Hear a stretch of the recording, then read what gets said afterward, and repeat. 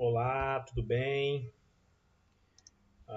Estamos aqui na nossa série de estudos da quinta-feira.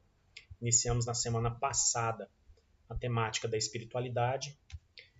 Especificamente, estamos aí na espiritualidade emocionalmente saudável, tá?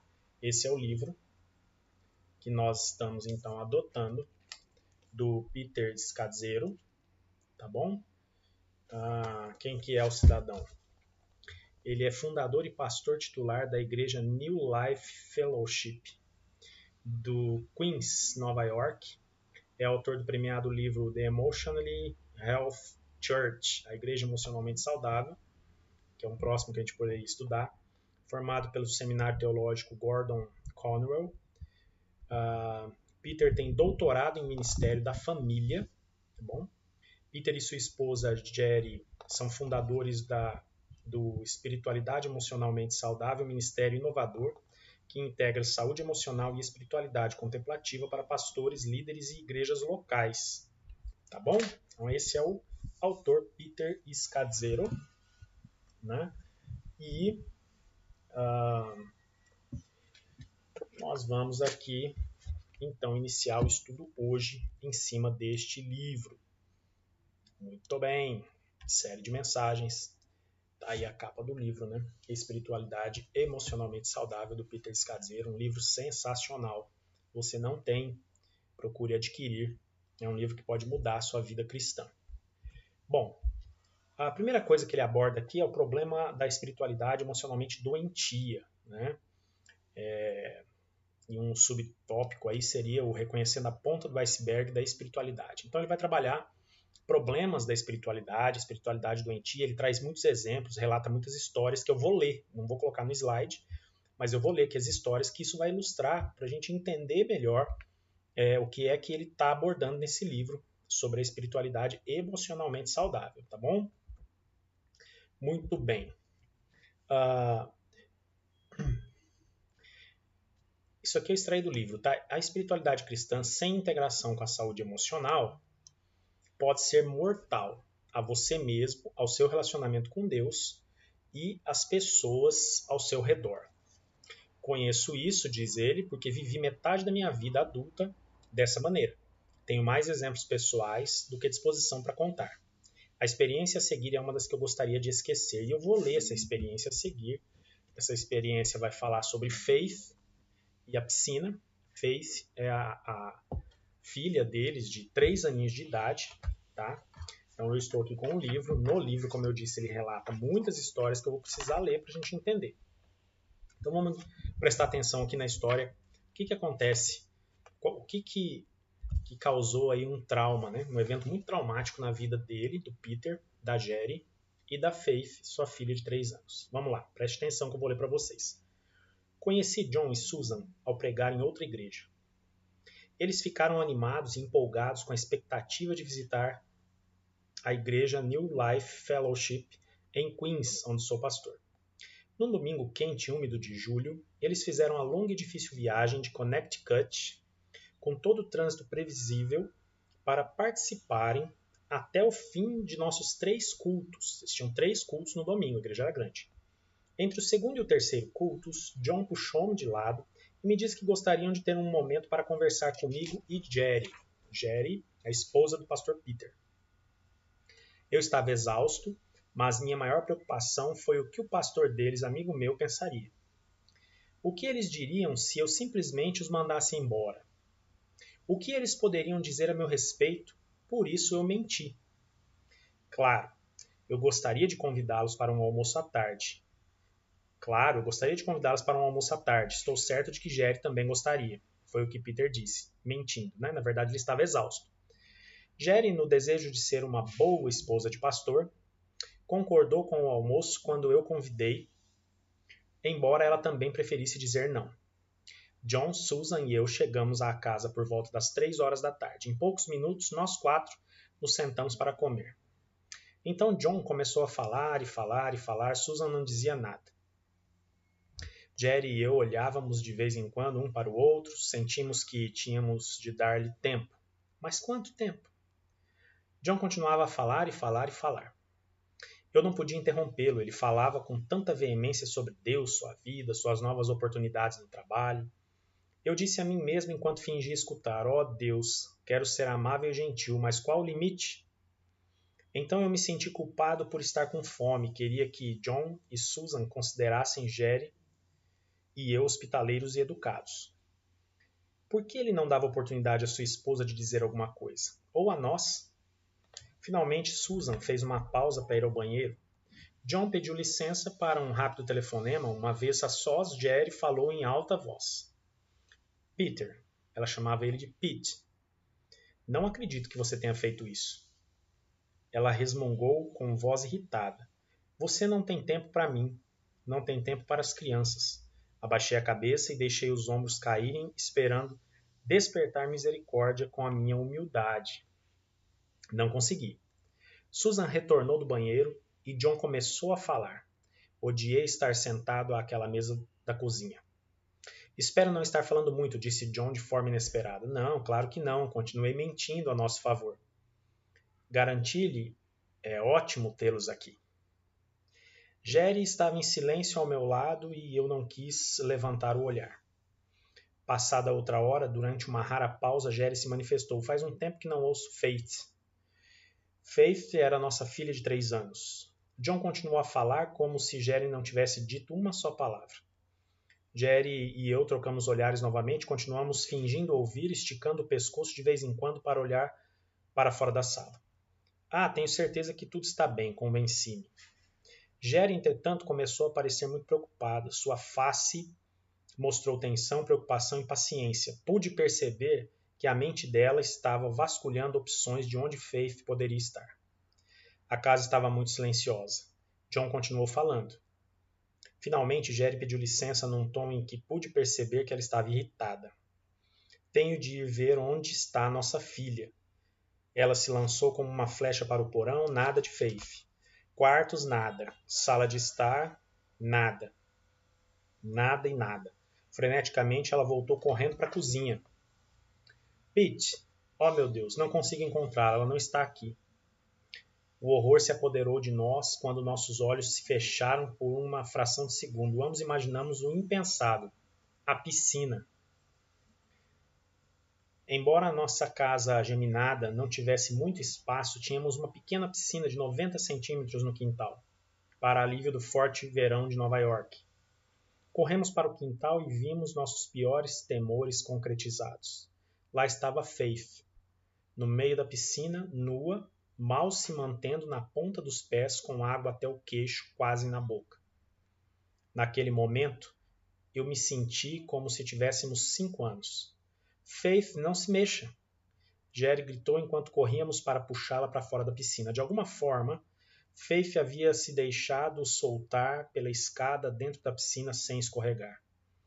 E se manteve na ponta dos pés, dentro d'água, durante quem sabe por quanto tempo. Se ela tivesse vacilado, Jerry e eu teríamos feito o enterro da nossa filha. Jerry e eu ficamos muito abalados durante dias. Sinto calafrio ainda hoje ao escrever estas palavras. Eis o evento traumático na vida do pastor Peter e de sua esposa Jerry e de Faith, de 3 anos, que quase vem a causar uma tragédia aí, não é? Na piscina, tá bom? O que é que a gente tira a partir da experiência do pastor Peter em relação à espiritualidade num evento traumático como esse? Pós-evento traumático, então, nós temos o pastor Peter dizendo o seguinte: a triste verdade sobre esse incidente é que nada mudou dentro de nós. Isso levaria mais 5 anos, muito mais aflição e um pouco mais de quase acidentes. Tá certo? A grande pergunta do pastor Peter e de sua esposa é como eu pude, junto com Jerry, ter sido tão negligente. Recordo-me constrangido de como agi de forma falsa e imatura com John e Susan, com Deus e comigo mesmo. John não foi o problema, eu fui. O que a gente consegue notar nessa história verídica que aconteceu mesmo na vida desse casal, pastor e sua esposa, em Nova York, sua filha Faith e com esse casal visitando. Ele vestiu uma capa de espiritualidade. Ele não podia desapontar aquele casal. E isso trouxe um evento traumático para a vida dele. Muitas vezes nós vivemos em verdadeiras prisões, querendo agradar as pessoas, no sentido de que o que é que as pessoas vão pensar de mim? Eu, mesmo que tenha que mentir, como aconteceu no caso dele, muitas vezes nós mentimos em prol de uma pseudo-espiritualidade, né? Exteriormente eu percebi, exteriormente eu pareci, ele quis parecer, não é? Bom, polido e paciente, quando interiormente eu não era nada daquilo. Ele não queria que o casal fosse almoçar na casa. A esposa estava cansada, eram 3 cultos no domingo, era o intervalo entre o segundo e o terceiro culto, ele teria que fazer um outro culto, mas ele não teve a transparência suficiente para dizer: olha, é melhor não, porque eu estou exausto, tem mais um culto pela frente. Né? Porque vai que o casal se ofende, vai que esse casal diz para o pastor lá, meu amigo, que é pastor deles, que eu não quis os receber. O que é que as pessoas vão pensar? Eu quis apresentar uma imagem de bom cristão e me alienei do que estava acontecendo dentro de mim. Inconscientemente eu pensava, disse o pastor Peter, espero ser um bom cristão, este casal irá gostar de nós? Eles pensarão que estamos bem? John fará um bom relato de sua visita ao meu amigo pastor? Olhe as preocupações que passavam no interior do Peter. E isso passa muito no nosso interior muitas vezes. Ficamos preocupados com o que as pessoas vão pensar. Nós nos esquecemos que nós precisamos lembrar, sempre. O que importa é o que Deus pensa ao nosso respeito. O que é que Deus pensa sobre mim e sobre você? Para Peter, fingir foi mais seguro do que a honestidade e fragilidade. Já pensou se ele é honesto e transparente e essa pessoa se ofende e sai falando dele? Não é? Olha como uma espiritualidade que não é emocionalmente saudável, que nós estamos falando de uma questão doentia, né? O problema dessa doença. Eu sempre me lembro do pastor amigo meu, pastor Batista, que fez psicologia, psicólogo também, fez mestrado na área, no Mackenzie ele fez o mestrado, na Universidade Presbiteriana Mackenzie, e ele escreveu sobre a igreja como uma produtora de neuroses. Nós precisamos tomar cuidado com isso se não estamos produzindo neurose nas pessoas, né? A realidade foi que o meu discipulado e a minha espiritualidade não haviam atingido uma série de profundas feridas internas e padrões de pecado. O discipulado que ele fez na vida dele, no processo de conversão que ele teve, a espiritualidade dele não atingiram o profundo da sua alma. E aí não aconteceu transformação. Especialmente os horríveis que emergiam por trás daquelas portas fechadas de nossa casa durante as provações, os desentendimentos, os conflitos e as derrotas. Muitas vezes na casa da gente não é assim. Nós não queremos que ninguém fique sabendo de nada. Principalmente os problemas, principalmente as coisas, as tribulações, as provações, desentendimentos, conflitos na família. A gente não quer que ninguém saiba de nada. A gente só se esquece que Deus sabe de todas as coisas. Satanás também sabe. Ele está vendo tudo que acontece dentro da minha casa e da sua casa. E ele pode usar disso contra nós. Nós precisamos ser mais saudáveis e menos doentes emocionalmente para que a nossa espiritualidade seja emocionalmente saudável. Disse o Peter, eu estava preso a um nível imaturo de desenvolvimento espiritual e emocional. Será que o nosso desenvolvimento espiritual, o nosso desenvolvimento emocional é imaturo ou já amadurecemos?